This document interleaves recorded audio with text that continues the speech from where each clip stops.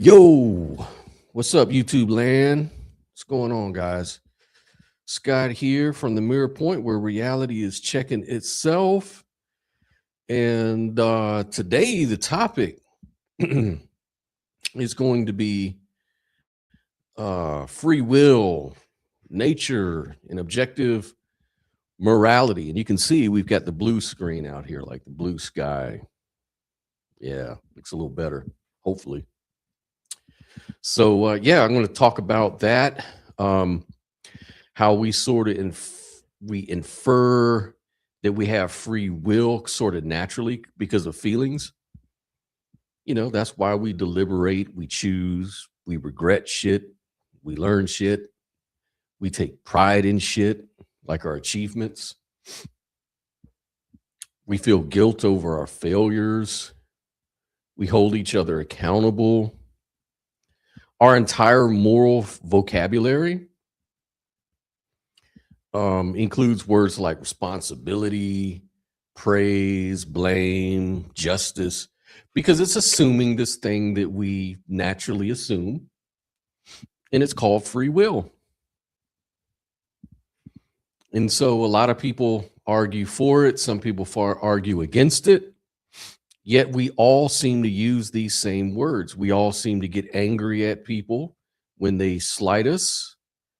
We all seem to fall in love with other people because of the things they do for us or the way they are, right?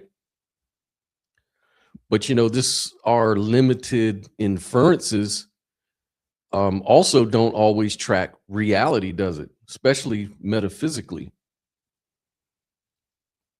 And so this is where these kind of debates, free will versus no free will, or morality versus no morality, come into play. Like objective morality is not objective, it's subjective. Or it's not subjective, it's actually grounded in objectivity. And so from a scientific and philosophical vantage point, free will begins to look less like a metaphysical power. It looks more like a carefully constructed illusion riding on top of biology, culture, and consciousness, right? And some people say, no, that's not the case. It's actually, there are moral facts in the world, and we just either choose to go along with them or not. Again, here comes free will. So they're all sort of combined together. And I just kind of wanted to discuss these sort of topics. And I'm going to invite everybody to the stage, because I'm not really going to make a hard determination on my end one way or the other, because I'm a non-dualist. So I tend to look at things from a non-dichotomous point of view in a very nuanced way. So I'll probably end up agreeing with both sides, if that makes sense. And you'd say, well, that's illogical. Well, I apply something called paraconsistent logic in these sort of things. So if you say there's no free will, I'll say, yep, you're right. And if you say, well, there is free will, I'll say, yeah, you're right. And you'll be like, well, where do you stand on it? They can't both be true. Well, I'll explain that later. But for now, man, let's get started on this conversation.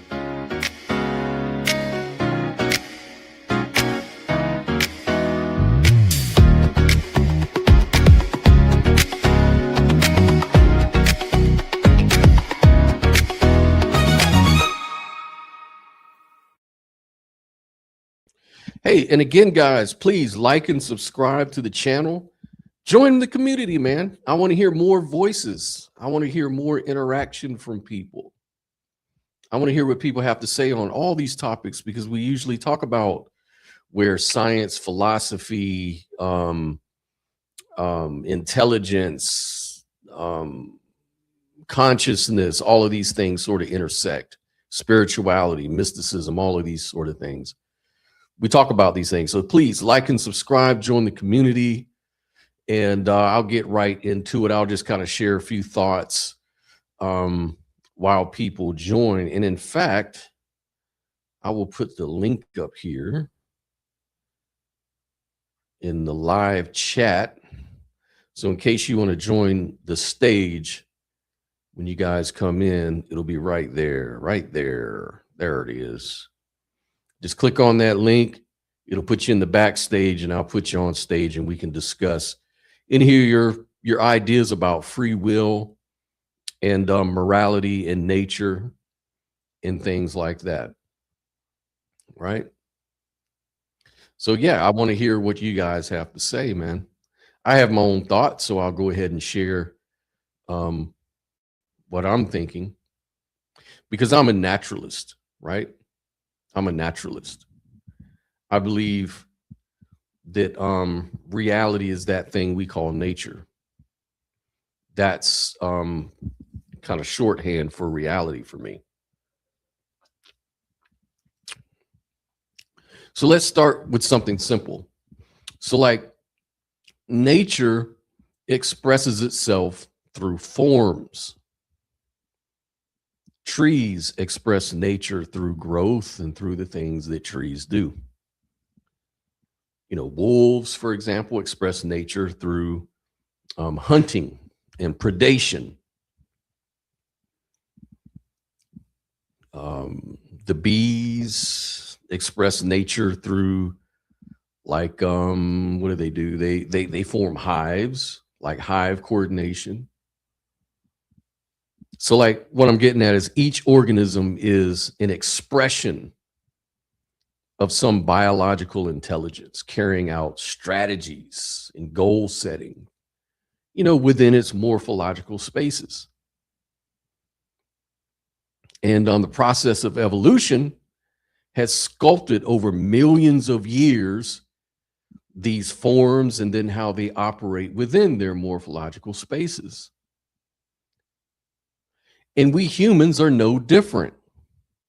I know some people may disagree, and I understand what they're saying, you know, because we do really sophisticated stuff. But at the end of the day, you have to admit, though, we're all biological creatures expressing the intelligence of nature within our morphological space. We just have a strange twist. We are aware that we are aware, right? And that sort of changes how nature plays out through us, right? And so because we have this awareness and because we can observe our own cognition, we get the sense that we're somehow outside of nature. Like we're pilots sitting in the cockpit of our mind, and we're issuing the demands, like this little homunculus sitting in the center of our brain, pulling all the switches. But, you know, a deeper look, you know, and you can get at this in many different ways, but if you take a deeper look, we don't choose the majority of what really matters to us. Like, we didn't choose our genetics. We didn't choose our culture. We didn't choose our upbringing. We didn't choose our traumas. We didn't choose our innate cognitive biases. We didn't choose our brain's reward systems. We didn't choose to get hungry, to get thirsty, to fear, to desire. Yet all of these things sort of shape the very choices that we claim to freely make, right? In fact, now that I'm thinking about it, I'm going to shoot this link out to my buddy Dave, because I think he really likes this topic. So hold on a second.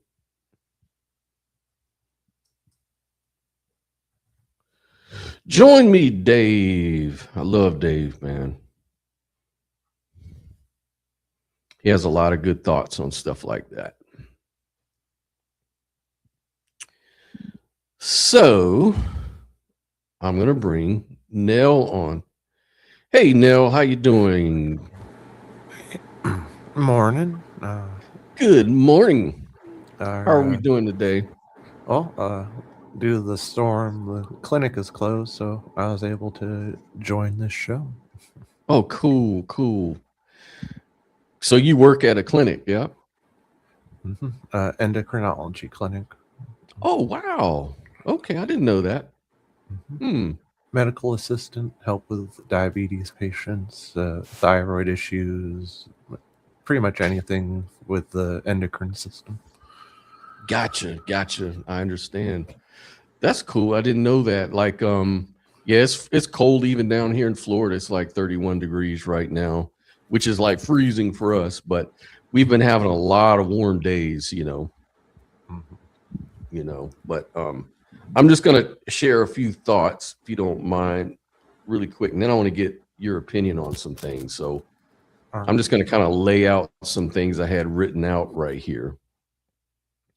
And one of the things that the examples when it comes to this whole choices that we seem to make freely or don't, like hunger as an example, like can we choose our wants, right? Like hunger arises, it's not really chosen, and we experience hunger. We all know that. So now once that hunger sort of appears, we can choose not to eat, and many people do. Like there's people that are fasting, dieting, or waiting for a better meal. This seems like free will because you're willing something against your nature, against that hunger that sort of arises. So the deeper question though is, can we choose not to get hungry in the first place, is kind of what I always think, right? And of course the answer is of course not. Hunger is not under volitional control. It belongs to nature, not to us. And so on my view, this is consistent that nature is an expression through us. Now, to go further with that, if we don't want to be hungry, we can eat, but we can choose, but the question maybe arise, can we choose not to be hungry? And like I said, no. Wants sort of bubble up from biology long before deliberation would even enter our minds, right? So the so-called choice is kind of nested inside a structure that we didn't really choose. So the way that I kind of look at it is there's like a spectrum of biological intelligence. So like different organisms would express different degrees of behavioral flexibility. Like a nematode has almost none, right? A crow or octopus has lots. Humans have even more. But the spectrum is sort of continuous, right? Flexibility is not metaphysical freedom, though. It's behavioral bandwidth, you might call it, right? So even human deliberation is a kind of advanced biological computation. So like neuroscience kind of shows decisions form in the brain before we even become conscious of those things, right? So consciousness receives the decision and narrates a story about having made it. Like I had a video last weekend about are we really rational as we think we are? Because we're good at rationalizing our behavior, but are we really going into our behavior based on rationality, or is it just based on deterministic processes? So that's the question, people have been wrestling with. So but the problem is this is where morality kind of enters the scene. So, and here's where things get interesting. So despite being expressions of nature, we also have morality. So we evaluate actions. We're going to weigh the outcomes on those actions. And then we like regret harm and we celebrate kindness. Morality gives us the sense that we're kind of like outside of nature, capable kind of like choosing the good thing despite our impulses and all this kind of stuff. And then we're judged based on that, right? But morality itself is just part of nature. That's the way I look at it. Like a wolf pack exhibits dominant hierarchies, and primates also, they exhibit like reciprocity rules. Humans formalize them through like our philosophies and our religious systems and law systems and stuff. So morality, for me, is an evolved layer of biological intelligence that sort of regulates our behavior for the well-being of organisms and groups. Even to ourselves individually, you can have a moral code that works for you, maybe keeps you out of trouble, so to speak, right? So kind of like what I'm pointing to here is a kind of downward causation, like how awareness modifies nature. So now here's like the critical bridge on that. Awareness introduces downward causality. So we cannot choose our wants, but awareness can reorganize our wants. So for example, addictions may want one thing, but our recovery will want another thing, right?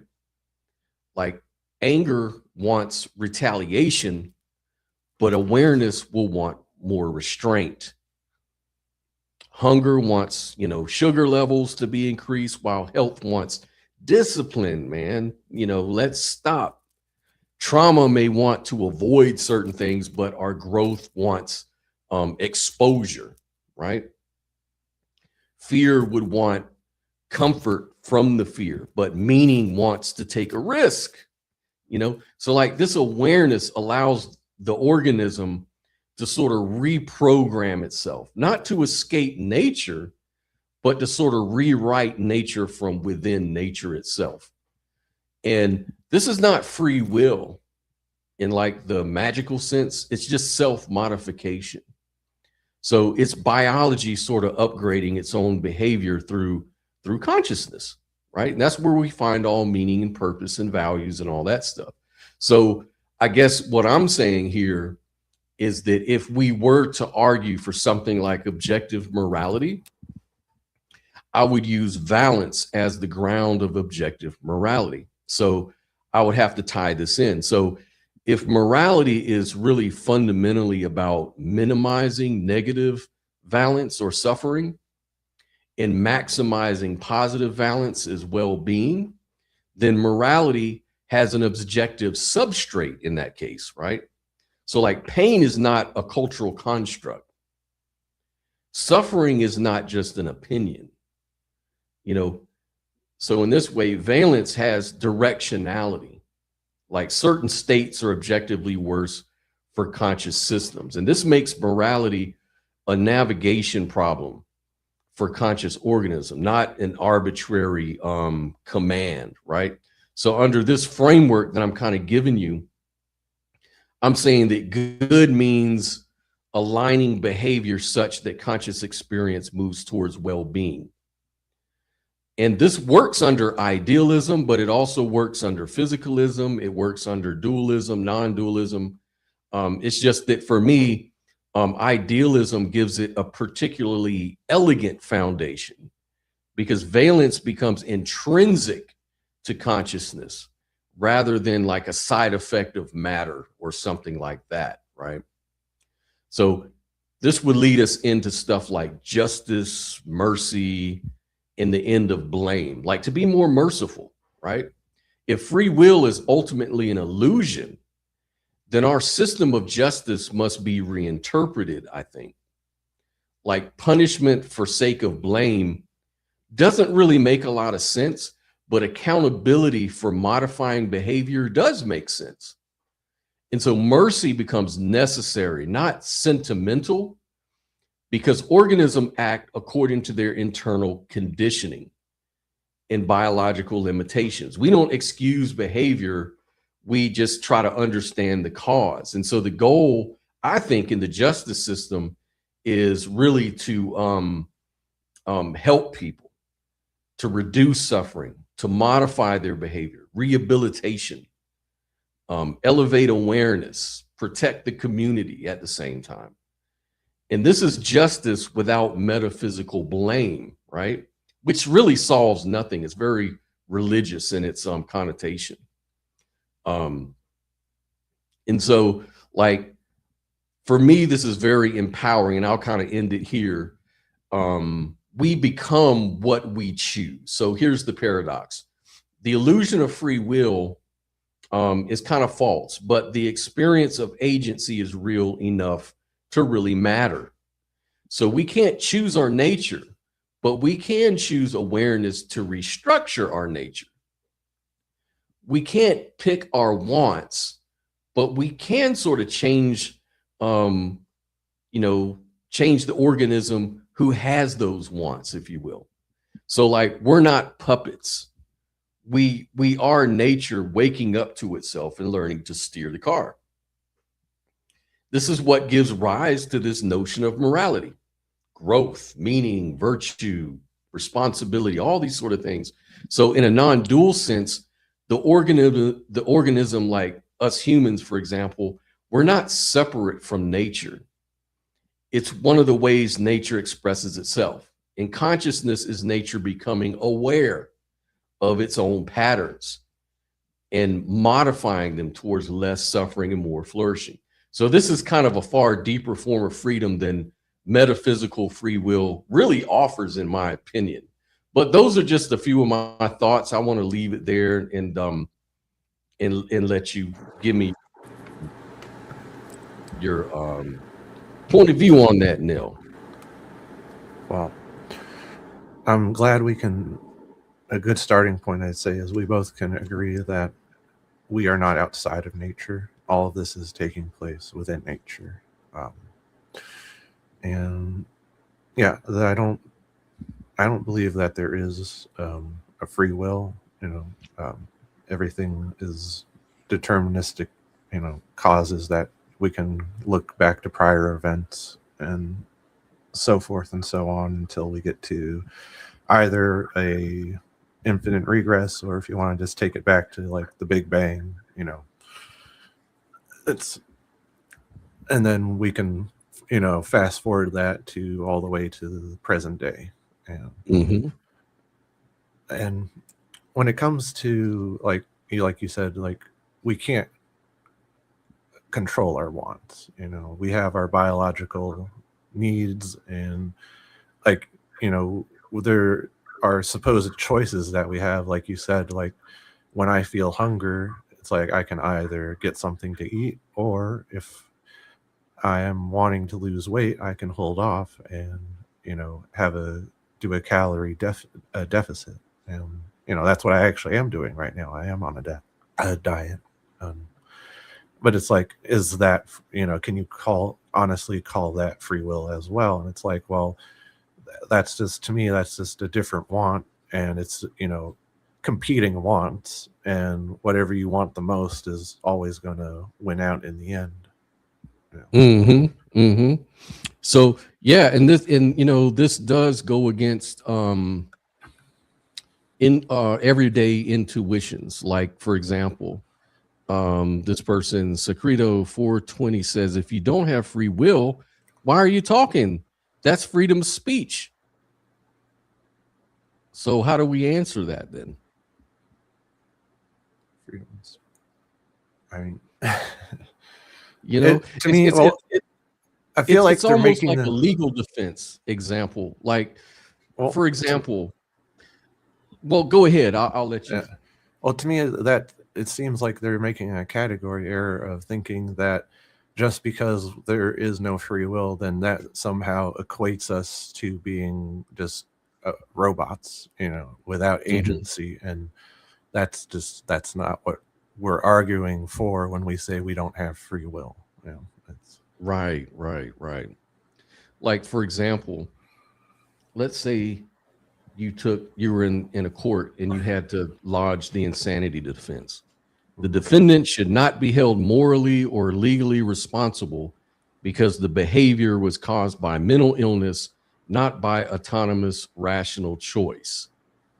So it's kind of like embedded in that is a key structure, like cause replaces choice, illness replaces intention, and determinism excuses agency. So the argument is kind of like, if an action arises from forces beyond voluntary control, then blame and punishment are not appropriate.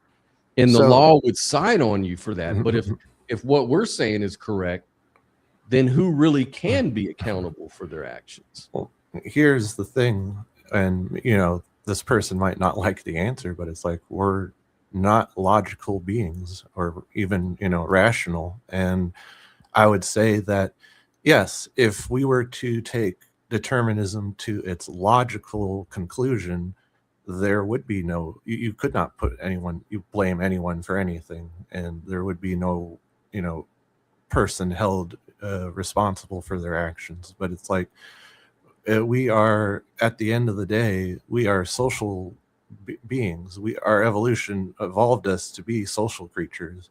So we came up, we have this sense of morality, and it's like, in order for us to have functioning societies, we have to have a justice system, regardless of paradoxical, regardless of like that we'd have no free will or not. It's like, it's just so paradoxical that people, I think they just have a hard time wrapping their head around that, because we're using reason to even talk about that. So when we say, well, we don't really operate from rational reasons, yet we're giving a rational, reasonable argument for that very thing, it seems sort of paradoxical. And it's like, consider strict liability offenses in law, where someone is punished even without intent or knowledge. Like you could say, you were responsible even if you lacked control, intent, or knowledge. Like, why is that? Because the law would treat responsibility not as like metaphysical freedom, but as a functional social assignment, like what you're getting at, to secure incentives and protect society and all that kind of stuff. So accountability does not require ultimate freedom. It just requires functional enforcement. Yeah. And it's like, the way realizing there is no free will. Yeah. It does change how you see how we dole out justice. And it's like, no, I wouldn't go so far as to say, oh, we can't ever hold anyone accountable because there is no free will, because, well, that would, crumble society. But it's like, it does make one rethink, oh, we shouldn't be punishing people. It's like, it really makes you want to go the rehabilitation route, and like, try to get people to re-enter into society as a functioning adult, instead of hurting them and making them suffer. Right. Because some people think that if you don't have rationality, free will, and all these things, then nothing you do is going to make sense. Like, you're going to be, but people forget, computers are not rational, but they come to correct conclusions all the time. Right? Like, we have computer programs that are coherent and work. Yes. You know what I mean? Like, we wouldn't say a computer has free will. So now, like, I usually, just as from a non-dualist, I usually use like paraconsistent reconciliation sort of logic. So like, there's no ultimate free will plus accountability. So what I do is, like, I combine insights using this paraconsistent logical approach.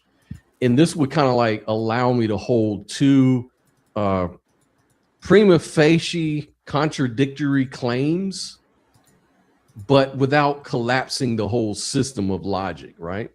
So there's two claims here, like, no one has ultimate free will because all actions are determined by prior causes, like you had mentioned, the causal chain. Yeah. But at the same time, we can still be accountable for our actions. So under classical logic, A would seem to negate B, right? But under paraconsistent logic, they can coexist because they simply operate at different levels. You know what I mean? So there's like a pragmatic view and a metaphysical view, and both don't have to be mutually exclusive. Like, you know what I mean? Does that make sense? No, that's a great way of looking at it, because I mean, I'd say under classical logic, you just would have to embrace the illogical of it to, you know, still have a functioning society. Right. Because we couldn't do anything. That's why, you know, that's why a lot of times people oftentimes think that logic proves stuff all the time in the real world. Like they may prove stuff on paper, like within it, but it only works within a defined framework, you know?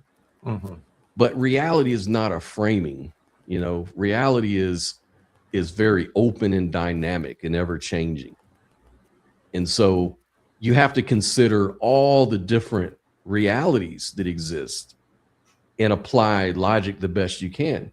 And that's where I think logic can oftentimes fail us, because we're simply operating within a very limited framework, you know,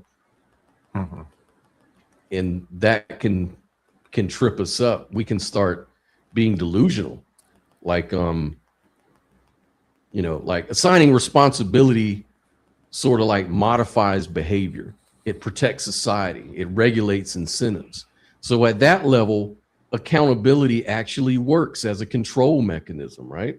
You know, punishment actually does shape future causes. So we get that accountability is not based on, you know, just on desert, but on consequence, you know? Yeah, and you know, it's like there's, you know, two opposite extremes happening in our real world, where it's like the U.S. is the one extreme of just, you know, punish, you know, and you know, we got the death penalty in some states, but then it's like, I forget what Nordic country that happened. It was, I think it was either Sweden or Norway, where there was like a small island that was like a camp for children, and you know, there was a gunman and he gunned down a bunch of these children, and he, instead of, you know, being sentenced to prison for life or being sentenced to death, it's like he was in a rehabilitative prison, and after 20 years he was, you know, his sentence is up. And it's like, and instinctually, it's like, I'd say a lot of us would be like, no, that's not right. You know, he took a bunch of lives. It's like, he should be punished. But it's like, if there is no free will, and it's like, you know, there's all these cause and effects, it's like, well, you know, is punishing someone really the right course of action in this situation? Yeah, you know, and every time we talk about topics like that, it always sort of funnels back into compassion. You know, it kind of funnels down to compassion, because you got to understand what everybody is really wanting. And I think everyone agrees is they want protection. Everybody wants to protect themselves and their loved ones and society at large. That's why when we see like the Minnesota shootings and things like that, there's a lot of outrage, not just because, you know, logic. It's just because people feel compassion, you know, they feel empathy, they feel anger, like righteous indignation when they see a shooting that could have been avoided or should have been avoided, right? And then you have people on the other side the same way. Well, we don't want these people to, you know, whatever it is their arguments are for why they should have shot the lady or the guy or whatever. I don't know I'm not sure how that makes sense, but it seems like most Americans in this situation, in this example, is about the compassionate side. It seems like everybody's outraged because of the shooting. That's all I really get, right? And that's usually the case with everything. Like all these sort of, it's always a moral outrage. And that's because of compassion. Oh yeah. And it's like, it's one of those things where it's like, you know, moral outrage is a very good survival tool, but it's like, it can also becomes something very dangerous if it's not tempered with compassion. Yeah, that's right. Because and really, I take that back. If you think about all the people that are for the shooting, like the people that are like, well, I think they were in their right mind to do that. They're using logic without the compassion. Yeah. Like they're trying to make some logical argument. I'm not saying they are logical. They're trying to make some logical argument though, but they have no compassion.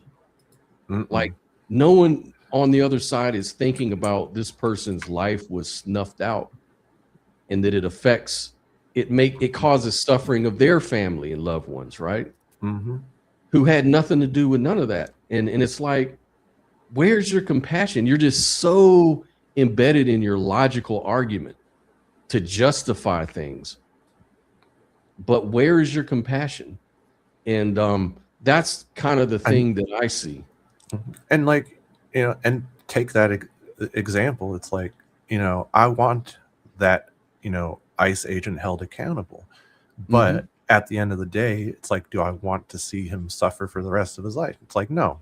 It's like, I want, like you said, it's like, to change the way we view our nature. It's like to try to transform him into a more compassionate person, to make him see, oh, what I did was wrong. Right. I can now correct course. It's right. Like, it's like what I want destroyed is the system that is creating these heartless people. It's like, that's what I want destroyed. Yeah. Correct. Exactly, man. And that really gets into though, like objective morality versus subjective morality. Like, it's good to kind of mention that most academic philosophers side on the objective morality side, right? Yeah.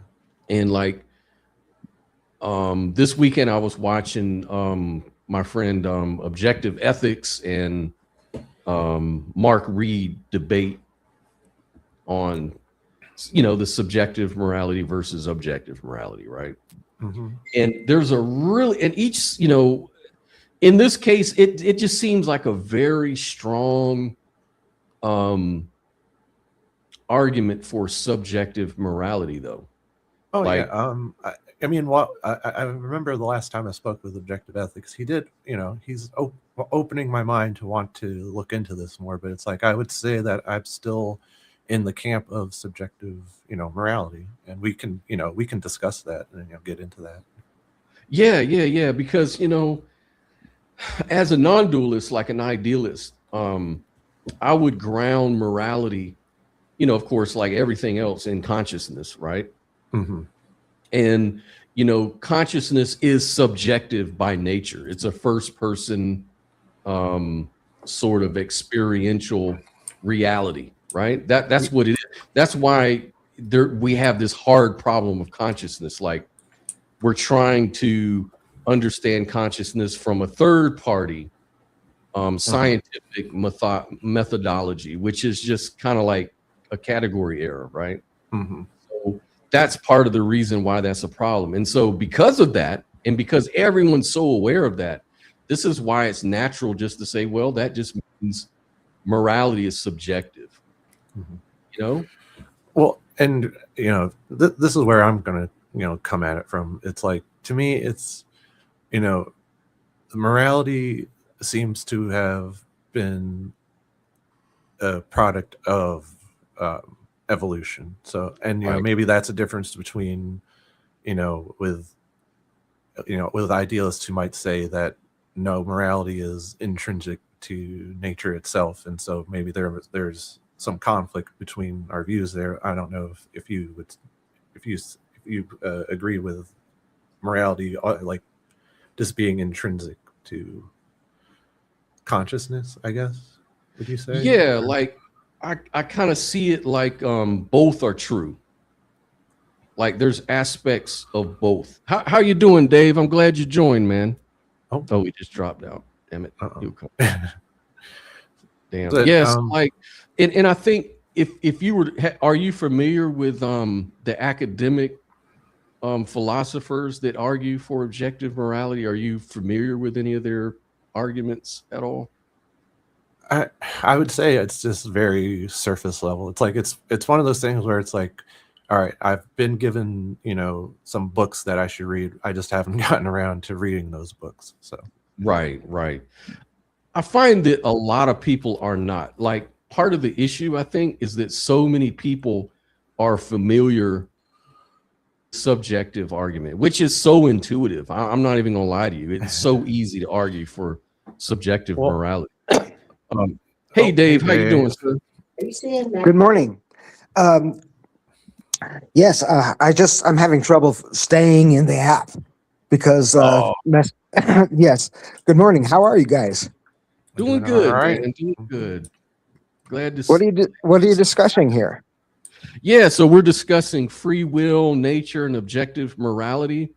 So I know, Dave, you kind of feel like there is room for free will. And I think you would say morality is objective. You're kind of like an objectivist. Is that correct? I'm both objective and subjective.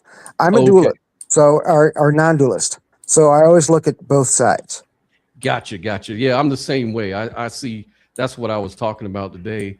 But we were talking also about how it seems so easy to argue for subjective morality, but you hardly hear anyone argue for objective morality unless you're like a religious Christian or something like that. And then their arguments seem to be so incoherent in many ways. And so it just sort of reinforces subjective morality. But when I looked on like field papers and stuff like that, it turns out that most atheist or agnostic philosophers in academia, in general, even side with objective morality. So I'm like, why are people not so familiar with that, though? I wonder. Do you have any thoughts on that, Dave? Sure. Monotheism or monism leads to a worldview, an attitude of either subjectiveness or practicality. And and the conjunction between those two words is usually or. I mean, the idea of monism or monotheism is a singular. So you can't have dualism, both. yeah. Yes. In dualism, you can change the conjunction to an end, where subjective morality ends up being the small things that we do, the gestures, the communication we have between each other. And objective morality boils down to money more than anything else. So materialism, like what? Like putting more emphasis on the material or the appearance rather than the intrinsic, maybe. Well, I'm thinking in terms of energy transfer. Morality, energy transfer. Okay. Yeah.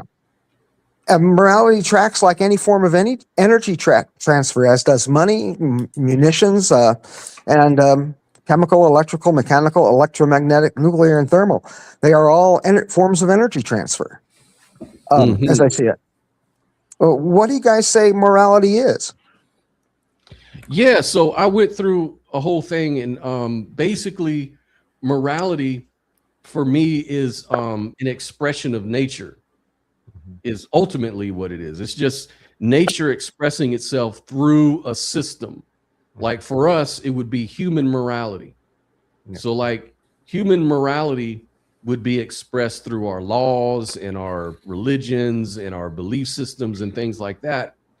But maybe a wolf would express itself through predation and things like that, for example. So each sort of on the spectrum of intelligence, each system sort of expresses its own nature through natural processes, right? Yeah. I would have to agree with that. I would think morality is the natural ability to tell right from wrong and good from bad.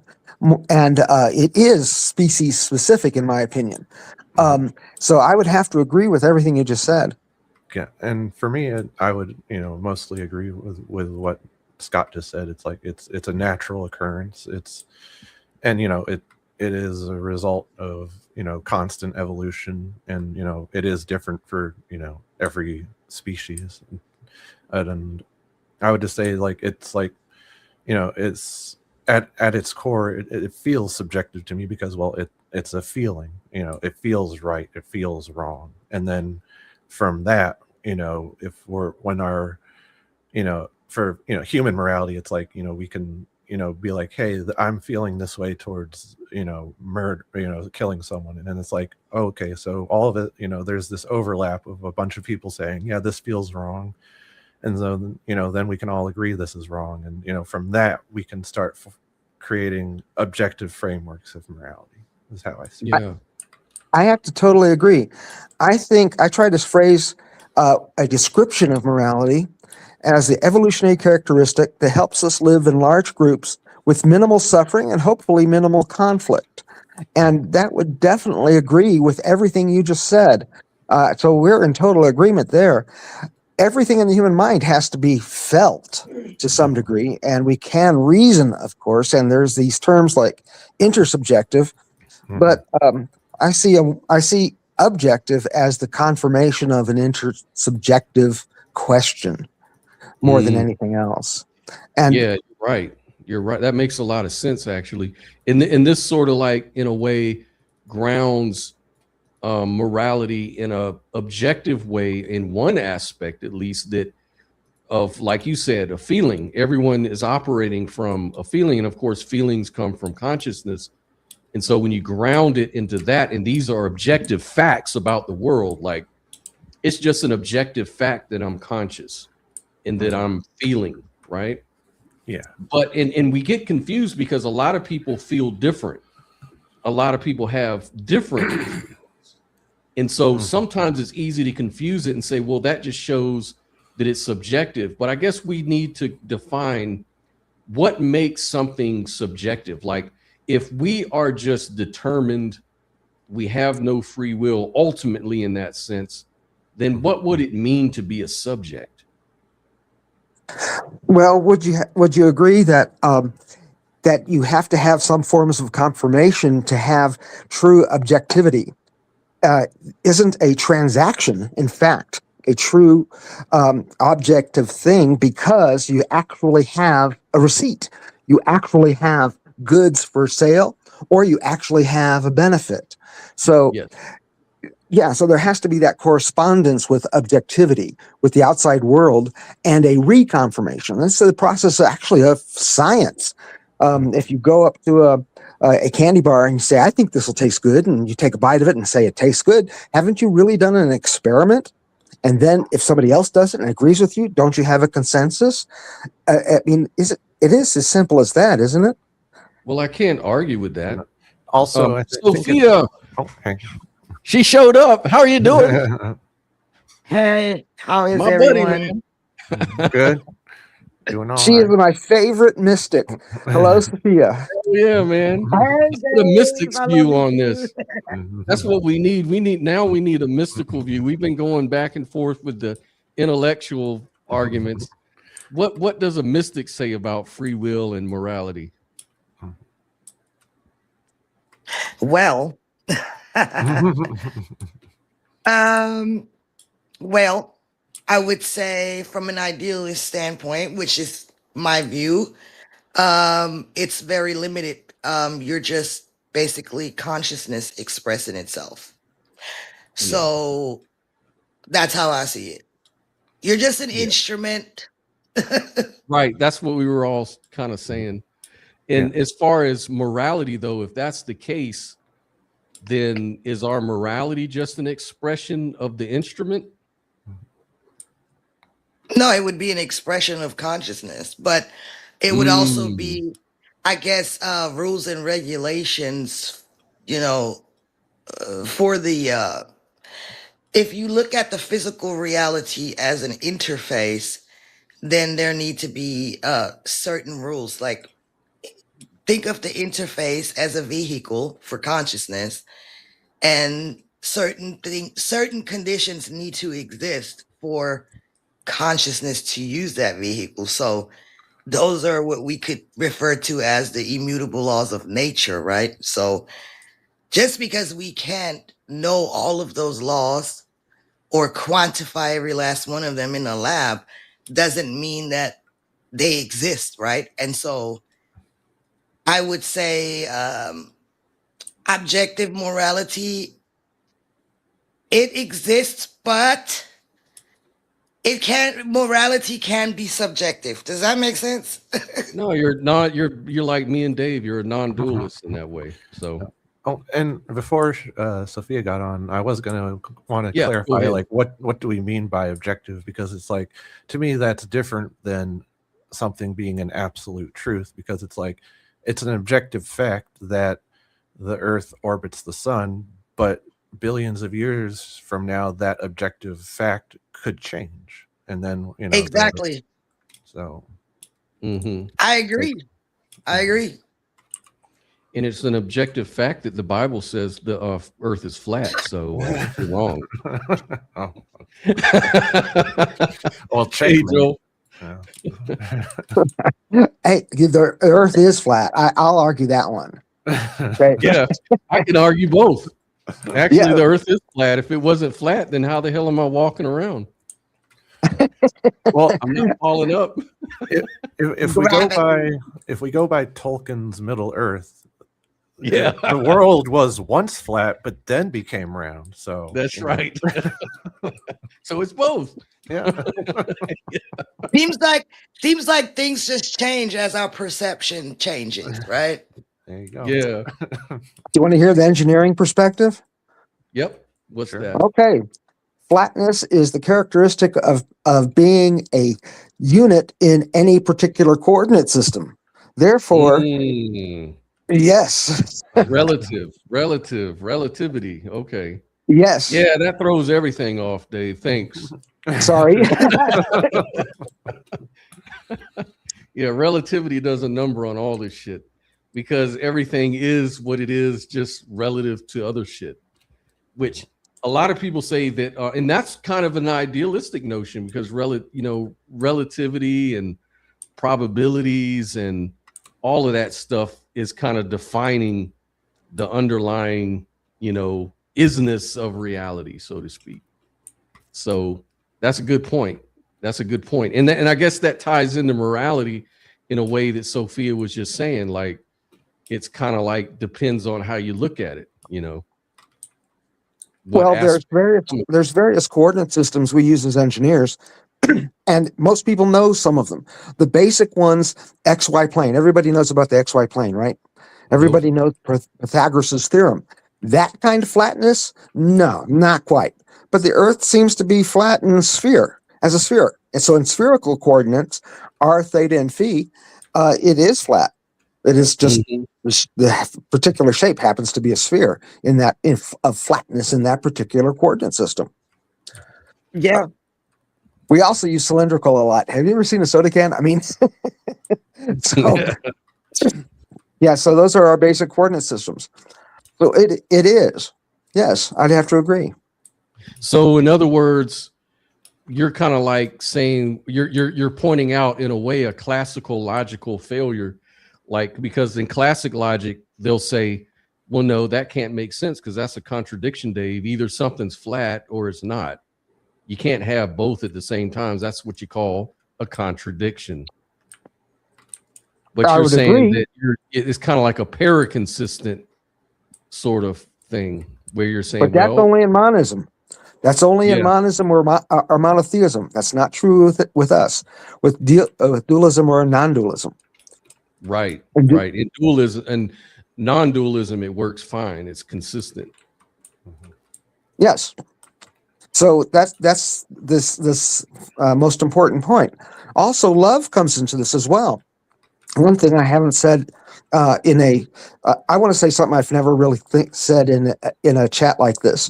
I hope you don't mind, but I want to say I am totally amazed and awed by the awesome capability women have to take complete responsibility and accountability for an infant. It's just magnificent, and it is the definition, in my opinion, of true love, of absolute objective love. just to keep a child alive for those months. I think that is a very important keystone. So, to tell you the truth, I'd have women ruling the world at this point. So Look. that's what I wanted to say. Yeah. Well, thank you. I appreciate that because a lot of men don't even see it that way, unfortunately. They think it's just easy peasy. No, George Carlin was right. Women would not fuck up this bad. Yeah, a woman would not fuck this world up. Well, look, I got teats too. They might not they have a lot of don't milk in them, but so what? That's great, Scott. Poor baby. Just letting you know, just putting it out there. Yeah, so I mean, listening to that debate, I don't know if you guys were there. Mark Reed is a very popular atheist debater, and he was debating with our used to be our co-host, Subjective Ethics, and and he just kind of like, in my opinion, just kind of like mopped the floor with Objective Ethics. And it was because he could never really land that point about morality being objective. But yet the other guy was just going on, and it was just so easy to get with his points. And it was just the same points we've all heard. So I'm just wondering, how do we ground something like morality objectively? Like, I understand nature, we're an expression of nature. I think, in my opinion, there's a subjective aspect, of course, because consciousness is defined by its subjective first person nature. But still, the key here is what constitutes the subject. Is the subject really us? And what do we mean by us? What do we mean by the self? Aren't we just nature? And if that's just nature, it's nature that's grounding morality in that case, which would be objective in that sense, right?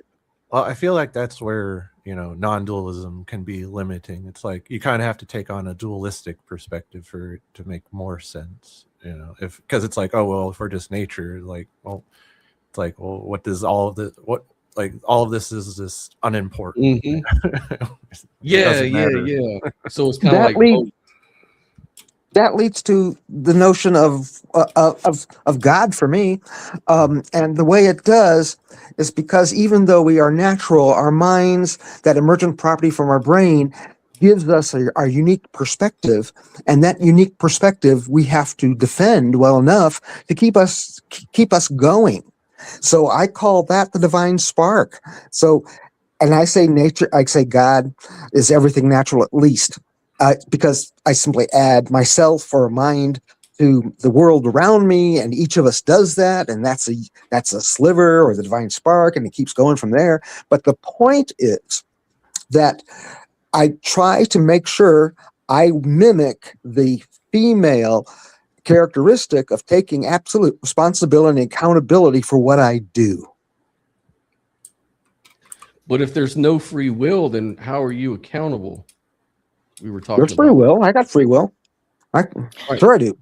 There's a certain amount of free will, there's the free will to align yourself with reality, I guess. But then you have to ask, well, what is reality? What are you supposed to align yourself with? And we figure that out through observation and evolution, right? We make mistakes along the way. It's not perfect, but I guess, yeah, I call it the immutable law of nature, right? Like, certain things just are objectively true, and historically we have been inclined to listen to those things, and I guess the result would speak for itself, right? But then there's also subjective morality, and to me that refers to things like, okay, if you go to the Middle East and most people are Muslim, you're going to see a whole nother set of values there, and it's basically comes down to what a group of people agrees upon, right? That's subjective. I wouldn't even say call that objective morality. So to me, both things exist at the same time, you know? I agree Mhm. totally myself. Yeah. Free will to me is the process of rethinking, or it's the process of daydreaming. I don't associate the notion of free will with breaking the laws of thermodynamics Right. or anything like that. Yeah, so we do have to stick to the planet. So we don't have the notion of being able to do anything, but we can in our minds. I can daydream all day long. I mean, I'm Mighty Mouse. Sometimes. Yeah, I Or mean, underdog. we can make choices for sure, right? You can choose to Yeah. go take a left or take a right. We have limited uh free will, but I wouldn't say it's unlimited for sure, because every knee will bow down and confess and that he's Lord of Lord and King of King. No. Yeah. And No, but like I, no one's gonna break the law of thermodynamics or any of that shit. So I agree. and I feel like because I feel like there's this semantic differences where I would say that's not free will. It's just like we still make choices and we can still rethink things and daydream. It's just I wouldn't call it free, I guess. It's just, I can want what I Yeah, it's will, but I not can't free, will it's what I limited, want. right? What is free will in your mind, in your opinion?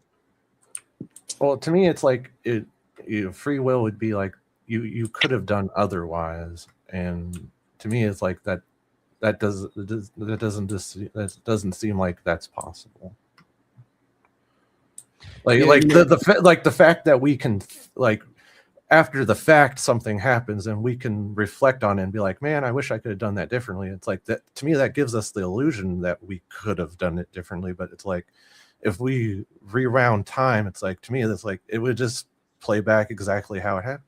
It just Because you were So in the do you same believe in state of mind. destiny? Do you believe in preordained destiny? That's what that sounds like to me. Or determinism. well, not like Yeah. I don't like. Well, you'd have to define what you mean by destiny. Like if we're talking about like God is predetermined everything. Okay, Well, it's so like when yeah. you're saying that in hindsight, you think a lot of times, damn, I could have done this differently. But then you say, well, really not. It would have went the same way. That sounds like Mhm. destiny to me. Like, I Oh, yeah, don't like really agree with that, because I think there are always possibilities to make a different choice, and you just happen to choose that, and um when you say that no, you didn't have a choice, I don't know, we do have choices. I well, don't know. well, no. So I'm not saying that there are no choices. What I'm saying is, so you're presented with these choices, and you're making you're saying, okay, I'm going with A. Well, then, like to me, like all right, so that was determined then that you were going to choose A. Like like due to all these other circumstances surrounding you, the physics, the biology, your environment, the people around you. It's like all of that went into the choice that you were going to the way I see it, inevitably make. Well, Hey, I mean, Joel. that's kind of true. Hey, Joel, but Hey, you could take a person that is in the same environment, Hey for y'all. example, that made a different choice. And so how would, what would you say about that if somebody was surrounded well, by the same well, circumstances, but they decided to do something different? You know what I'm well, saying? there's sure we can look at that, but I would say that let's say someone you both grew up in terrible environments, but somehow someone ended up in a better position. To me, it's like, all right, well, what were the actual minute differences though? Because it's like perhaps you can take a broken family and be like, all right, so one sibling went off to college and the other became a drug addict, and it's like, well, all right, so into the day-to-day life of the one who got to college, it's like we could see, oh, there was he did extracurricular he did some sort of sport or something, and it's like there was a coach that saw his potential and he worked with him and tried to make sure he was in the right path. It's like, and then we can look at the other sibling and be like, all right, well, he was hanging out with a gang. It's like there was no one in his life to help lead him in a different direction. It's like, so even though they were in similar circumstances, they still diverged based on these minute differences, you know. Just will yourself Right, I not mean, to be bad. Just no, will I yourself. agree though. I agree though that your environment definitely shapes your decision making and things like that. I agree with that. But I don't think it's 100% because, I think that consciousness is primary and uh, DNA is not necessarily, or biology or environment is not necessarily 100%, Mhm. The only you know, factor. the only factor. I do think that we can consciously overcome certain things, but I do agree it would make it much harder, right? Mhm. I Well, would say, the whole pick yourself up by the bootstraps is bullshit because Mhm. like for real, like Mhm. that would be like the exception to the rule, right? So I do Mhm. agree. And if you look at the Stanford prison experiment, it does show you how the environment definitely plays a role. But at the same time, though, Mhm. Well, it's not humans like. do have. Mhm. Let's let Well, Joel. I Joel, was just gonna say. I was come just on gonna say one stage, last thing. Joel. so, the only thing, Damn, no, Scott. no, I was Well, just no, thank gonna you say for that one last introduction. thing. Wow. no. Go I was ahead. Go gonna. ahead. I was just going to say I was just going to say one last thing, and then I'll shut the hell up. I do believe in something like resilience, and I think that humans, time and time again, have proven that we can overcome certain things against all Mhm. odds. So there's also that factor of that, Oh, you know. yeah. Oh yeah, no, and I would agree with that, and that's why to me it's like I feel like it's more of like just a semantic difference of like where we'll end up on like the free will subject, because it's like, you could be a compatibilist and I would be like, all right, well, your viewpoint makes sense. I just don't think that's what I would say is, free. And it's like, even though we Right. Yeah, agree that's me. I'm a basically on all, compatibilist. yeah, Yeah, but I but yeah, agree. but Go yeah, ahead, I'll let Joel. Joel have the Yeah. Well, I wanted to say hey to everybody first of all, and I don't know if I know I've spoken to everybody. I don't know if I've spoken to Dave before, but I Hello. we haven't gotten a chance to really argue out this issue over free will, and so I was jumping at my chance here.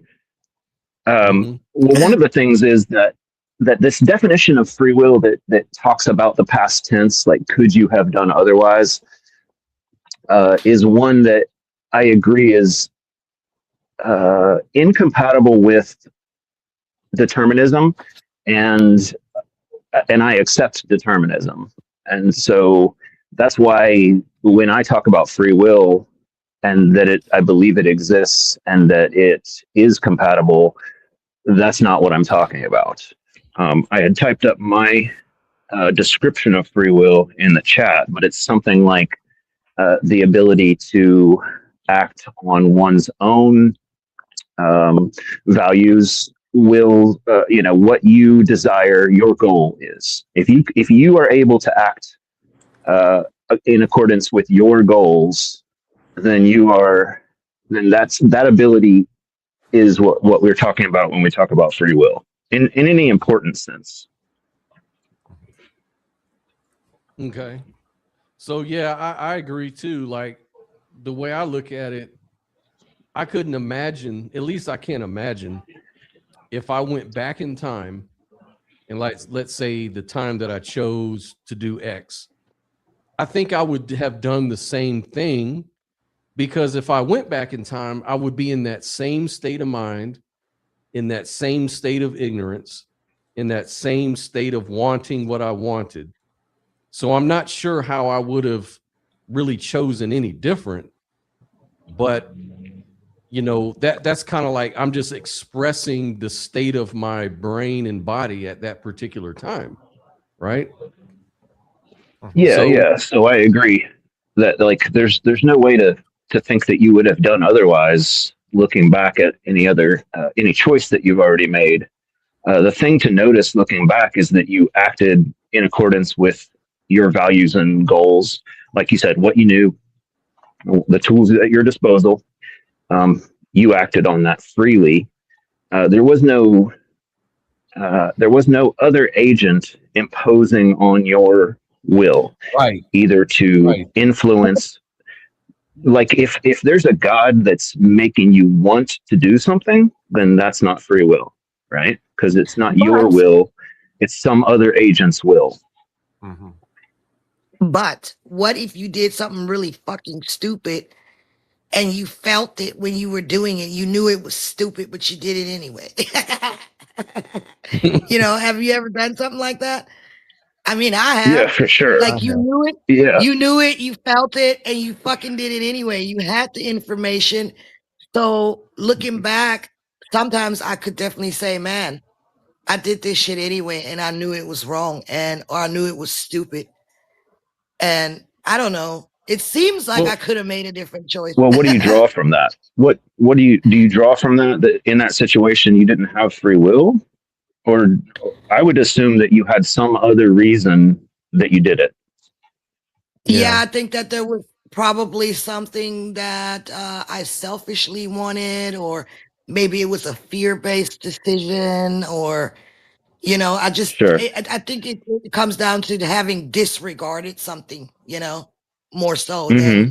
having something imposed on me. But fear can feel really imposing, when you're making a decision under pressure based on misinterpretations that causes you to have some kind of Sure. fear, right? Sure. That can And feel really if it's an imposing. agent, if it's an agent inflicting fear on you, then you might say, well, I didn't really want to do that, but some other agent was forcing me to. Like if someone's threatening Yeah, you well, with a that's gun, different. you might comply with them and say, I didn't do that of my own free will. I did that because some other agent was forcing me to do it.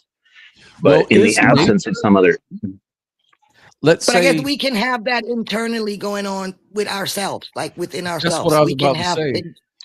but that's you. Right. Yeah, that's your free It's will not that you, you are right. doing that over. Yeah.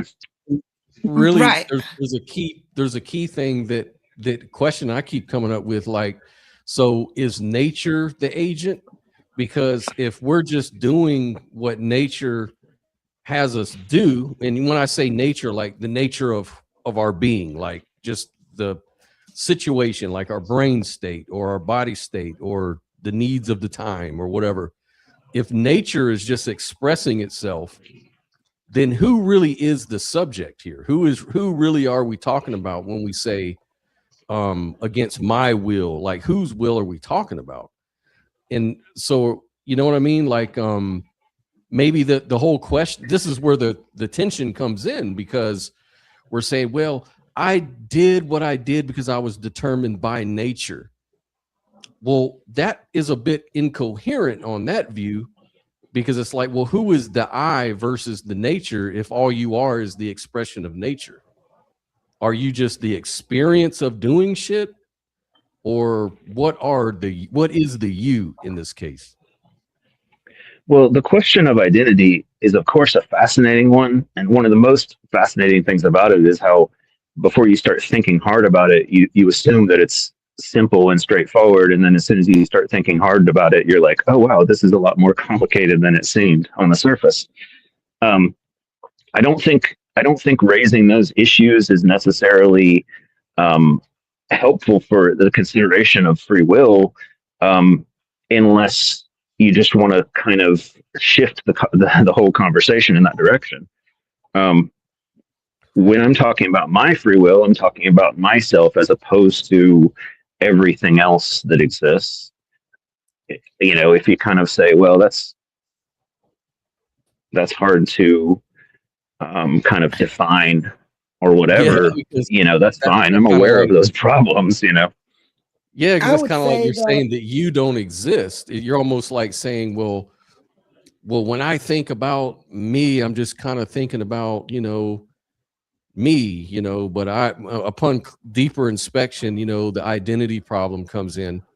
But then it kind of like tells you that the self really doesn't exist, in a way. Well, It's if kind of like, the at self least doesn't exist, then the question of whether the self has, sorry, I'm just trying to say that if the self doesn't exist, then the question of whether the self has free will is kind of a pointless question. We're that's asking what about I'm whether getting. something.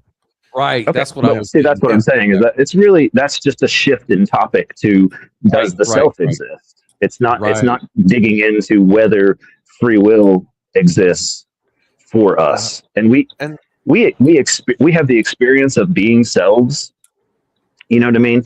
Whatever you want to kind of say is going on there, that's what we're talking about. We're talking Well, about whether yeah, that you kinda experience shift- involves free will or not. Well, yeah, and that would shift it. Maybe you could shift it this way. Does nature have free will?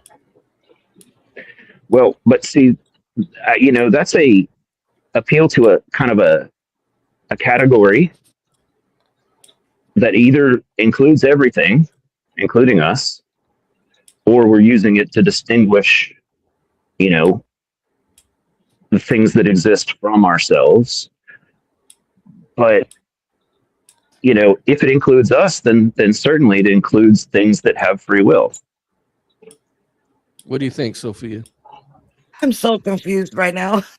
Like, Did I throw what us are all y'all off? Just Yeah, if, like, if we're what is- using I threw it all nature, off. what the if we're fuck is using going on? nature, Like, Well, if like, we're the way using I- the term nature to refer to everything, including ourselves, then nature includes things that have free will. Yeah, that's what I'm saying.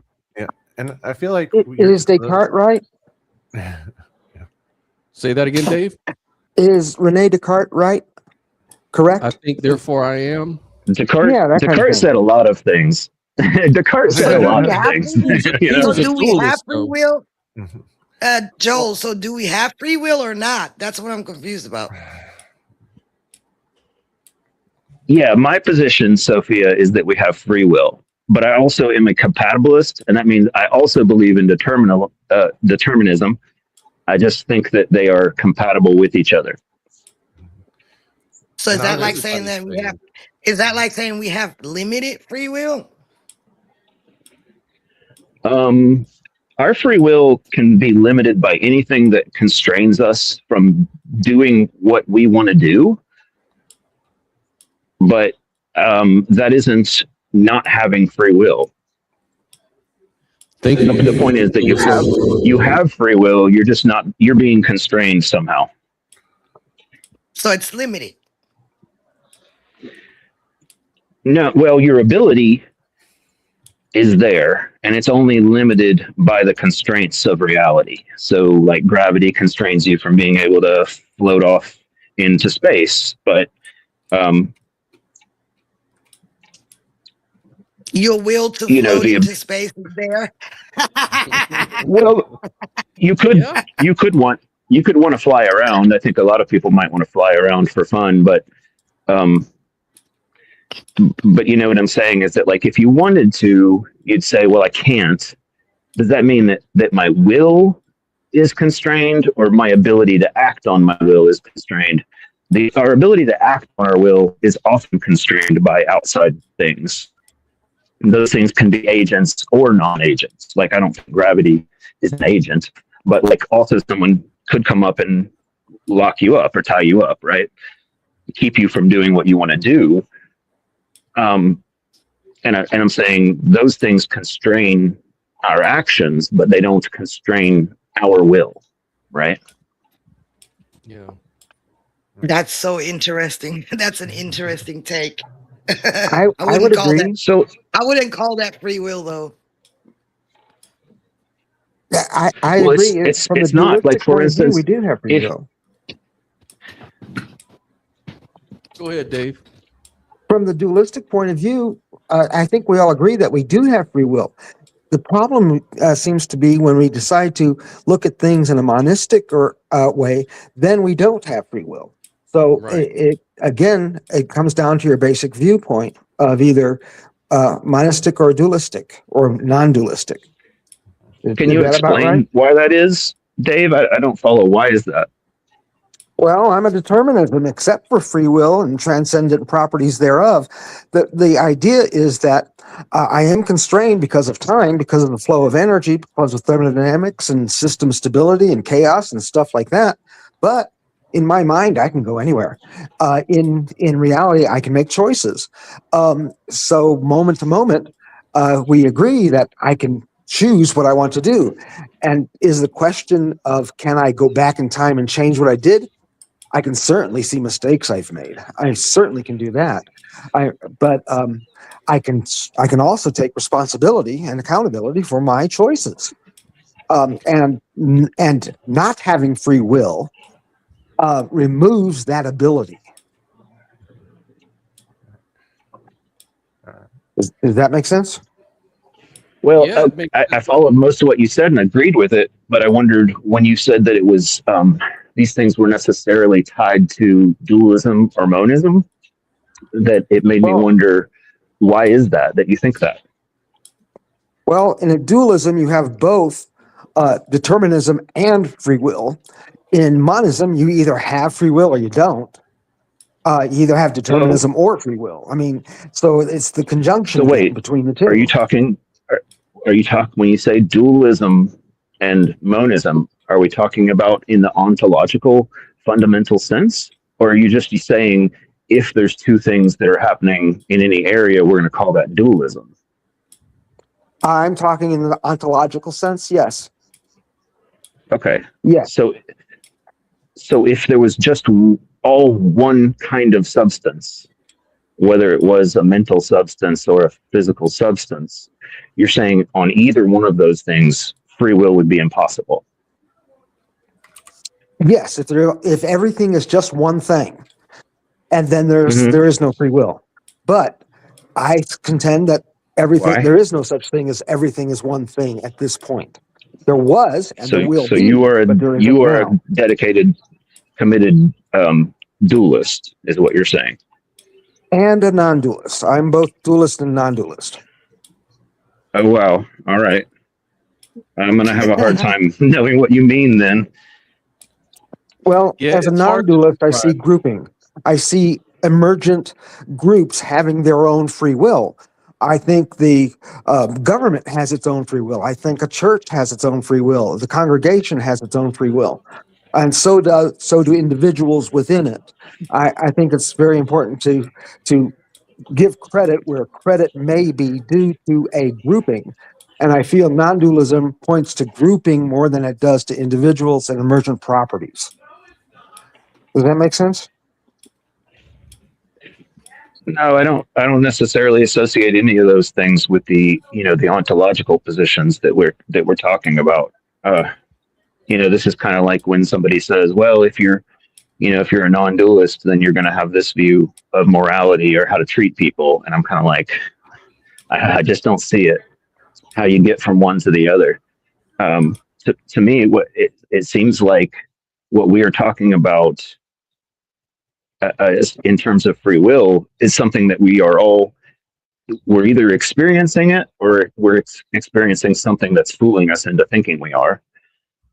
But whether or not we live in a universe that is non-dual at its ontological foundation, or two things or two categories at its fundamental level, I don't see why either one of those things would preclude what we're experiencing.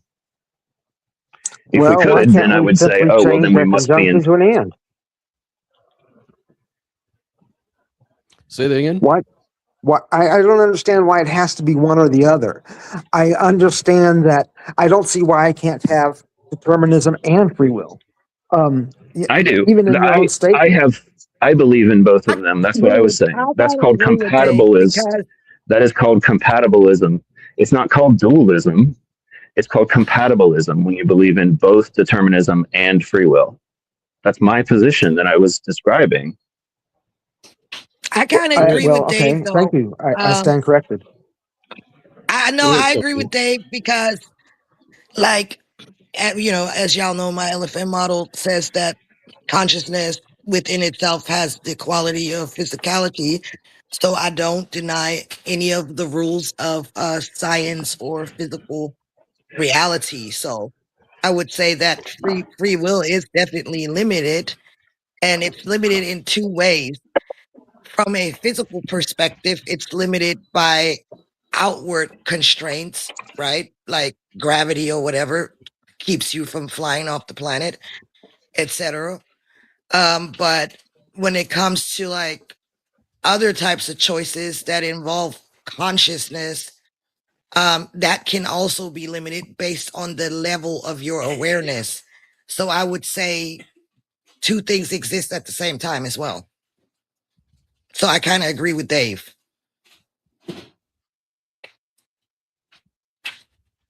Damn, y'all are silent. Well, maybe I should change some of my wording though to compatibilist. I think Joel has a point, and I have to say that I have to rethink some of my position. Yeah, because Well, that's you were fine. saying, like it's not dualist to say you're a compatibilist. You're just a compatibilist. In other words, you're saying that, you know, the way you experience the world is both. You experience the determination or the randomness in reality, but you also experience a sense of free will. You know, that you're able to make choices. The more awareness that you have opens up more possibilities of making different choices. And it even, that awareness even directs your choices. In other words, awareness is where you can kind of, if you're going to ground free will in anything, it's going to be grounded in awareness, because awareness is what gives you that direction. Because if you're not aware of your shortcomings, then you're just going to operate from a place of ignorance and make bad decisions possibly. But if you have, that's why when we awareness self-reflect, of your, we can learn from our mistakes, and that raises the level of our awareness. So, I mean, yeah, I agree with that. I don't see what he said is wrong there. Right. Yeah, I get it. I mean, I agree with most of what I hear you guys saying. Well, at the most fundamental level, though, at what I believe, what I know and believe, at the most fundamental level, still becomes a dualistic or a non-dualistic position, as opposed to a monistic position. I see compatibilism. Monism and non-dualism mean the same thing. Monism means everything. I mean, you could say that there's a non-dual that is like three or whatever, but typically they just say monism, non-dualism, meaning the same thing. But sorry, maybe that's being pedantic. It's kind of weird, because I remember we had this conversation, Dave, about monism and non-dualism, and I'm just going to defer to your understandings of those things. I don't really mind one way or the other. But the thing that one of the things that I came across when I was looking up, I read crazy shit, but I was reading encyclopedia of philosophy about monism versus non-dualism, and monism versus dualism, and things like that. And like in Buddhism, they are non-dualist, but they're not monists. So I was like, oh, so I must be wrong in my understanding, because I thought they were the same thing. But it shows that they kind of, I could be wrong too. I'm not going to say I can't be wrong. Yeah, I always kind of understood monism as just a form of non-dualism. Like you can be a materialist monist, which is everything is material, or you can be an idealist monist or a consciousness monist, where everything is consciousness. But then I came to learn that that's not quite the case. So I just defer to what Dave is saying here. So. Yeah, my fault. Go ahead. It seems to me that monism gives you a way to not take responsibility or accountability. You can always deflect your involvement in something by saying, God told me to do it, or God says this is what is right, or this is God's desire. As soon as you start doing that, or this is what nature desires, as soon as you're saying that, then I think there's a problem, because you may not be you may have hubris. You may be biting more up than you should chew. You may be not taking responsibility for things that you must take responsibility for, or you ought to take responsibility for. But don't we see all that in dualists as well? I mean, plenty of Christians are dualists, and we hear them saying this is what God wants us to do about all kinds of things that we wish they wouldn't do. Well, as a dualist, I say my mind is the seat of my observer, basically parroting what I understand Rene Descartes to basically be saying. I think our mind is the seat of our observer, and that is separate from nature. Okay, it's an emergent property of nature, but it happens to act separately because it doesn't require operating within the laws of thermodynamics. So I see It's that as the transcendent. dualism. Yeah, there's a transcendent nature, and that's called self-awareness. That's how you transcend, like, the randomness or the determinism in nature. The more aware you are, the more you can transcend those compulsions or habits or addictions or whatever. Mhm. Yeah, But But there's again, always some tie-in. Descartes was a Christian who believed in a God that created Yep. his He soul, was a his dualist. immaterial soul, and the physical world, and that's the sense in which he was a dualist. So I'm saying, being a dualist doesn't keep people from saying, God told me this, or God wants us to do that, or having hubris, or any of those other things that you're trying to associate with monism. I just don't. Again, it seems like one of those things where someone's assumptions are getting treated like a given, and it's not the case.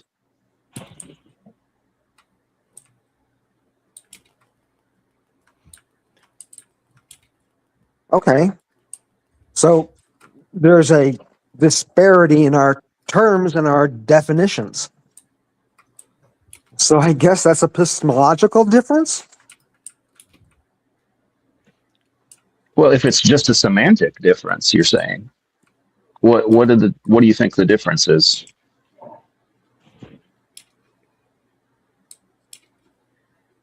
There seems to be a big difference in the nature of what God is.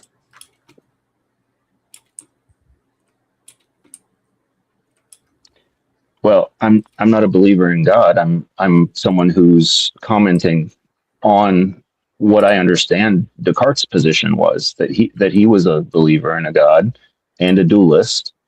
Lots of other people who I know who are believers, Christians that I know, are also tend to think of it this way, that God made their immaterial mind or soul as a separate thing that can exist separately from their body.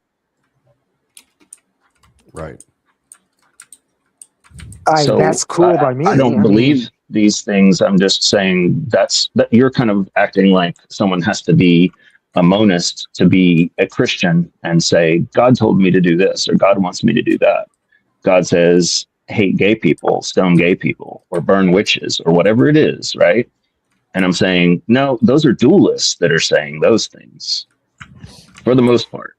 A person could be a Christian idealist and say, or a Christian non-dualist. They can go that route, but I'm saying most of them tend to have that dualist view.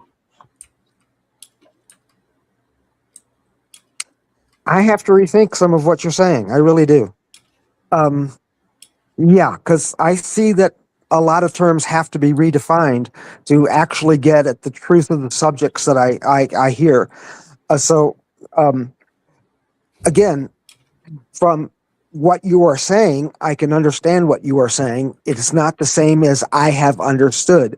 For example, I see three basic terms, at least three basic terms that people banty about with different definitions. For example, science is just a process, nature, and math is just a language. Physics is the combination of the results of science and mathematics. And I see that as a very basic kind of thing. Then people go on and a lot of people say science says something.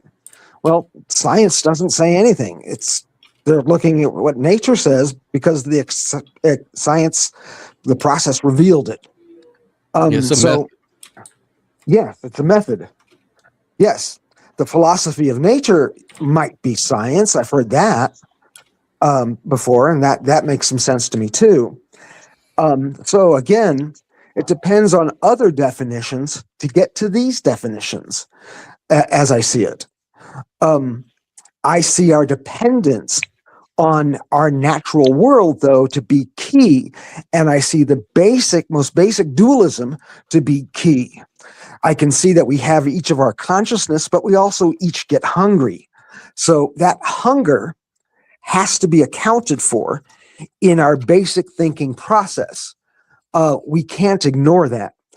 I see a lot of people being subjective or objective, or practical. And I see the lack of the other one in a lot of people. So that's why I am in the process of kind of redefining terms as I think they ought to be defined. But you have given me food for thought. So what can I say? I got to shut up a little bit. Well, you got to be hungry to thank eat you. that food of thought. Yes, sir. Yes, sir. Very I much so. appreciate. Yeah, I appreciate you saying that, Dave. I didn't quite follow your response, but I appreciate you saying that you would think about it. If there's a difference in our terminology, I'm just as likely to be mistaken as you are. But we can always just look it up and see. So Well, that's the point, carry on. though. When you look it up, are you looking at something that has been codified by the church or codified by people who aren't really looking at what we can look at now? The whole notion of free will. Well, That's if we how far back just does that want to term know go? what a word means, if we just want to Yeah. know what a word means, it really doesn't matter who influenced the process to get us there, right? We just say, what do we mean when we say this? And then we say, okay, that's what we mean, right? Especially for terms like non-dualism or Christian or theist or things like that. I don't think we need to be suspicious of them. We just say that's what we mean when we say that. But don't most people think free will mean you can do anything and you have the ability to take on the power of God? I thought the basic No, I don't definition, think if you go to anybody who Google and ask believes what in, that means. I don't think anybody who believes in free will thinks that they can do anything, like take on the power of God. That would be going way beyond what is in evidence. That doesn't fit with our experience, right? Exactly. What fits with our experience is that I can kind of walk around freely as long as, no one's got me tied up or something like that, right? That's what we're talking about. Whatever the constraint is, wouldn't that still say that free will is limited, whether it's imposed by someone else or if it's internally? I mean, the fact is you don't have unlimited free will. That's where I get confused at. Yeah. Limited is a fine description because we never ever act without some kind of constraints on us. So limited is fine then. We can say it's limited. Yeah. Oh, well, absolutely. I think not only can you say it, I'm saying I agree with what you mean by it. Okay. I was just trying to make sure that I'm understanding this correctly. I agree too. I think everyone makes sense here now. Yeah. Yeah. We're saying the same thing then. Yes. But also kind of that's within the context of saying we're not talking about being able to have done differently. We're talking about being able to act according to our own free will. Well, Sophia, how would you answer that question that was posed? If you don't have free will, then why are you talking? That's freedom of speech. Well, like I just explained, I said it's limited. What the fuck? I mean, it's limited. Limited means that you have some agency, you have some control, but you don't have unlimited control. As of now, I don't know anyone who can avoid dying. So if you can defeat death, I would say, yes, you conquered free will fully. But at this point, I don't think so. Yeah, pretty much nobody wants to die, but it ends up happening to everybody. So there you go. Big constraint. Yeah. Hey, guys, So I think I want to jump off. Thanks for letting me say my piece about free will and get in on the conversation. Dave, thank you for talking through it with me. Scott and Sophie having me on, and Nell, good to see you again. Y'all take care. You too. Have a great day. You too. Bye-bye, buddy. I gotta hop off too because I gotta try to get my car started because this cold weather drained my Oh damn boy. raggedy ass battery, and I don't feel like walking. Yeah, I feel you. Yeah, I'm gonna get off here too. I got to get ready to try to do some stuff. And yeah, but it's been a fascinating conversation, really fun. Thanks for joining. Thanks for hopping on.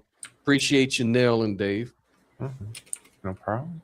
Any This is last all. words you guys want to Well, I share just want to today? say hello to Nell. I can't read her. You just said her name, and I can't read it on my phone because it's too small in the graphic presented by the application. So I just want to say, hi, Nell.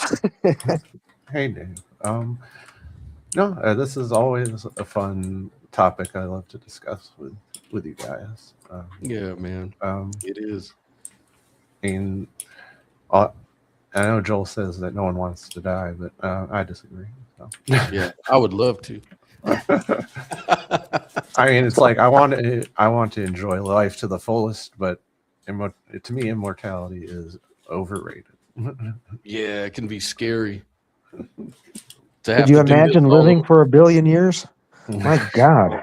God, I can hardly do it for as long as I've done it. I'm surprised I got this far.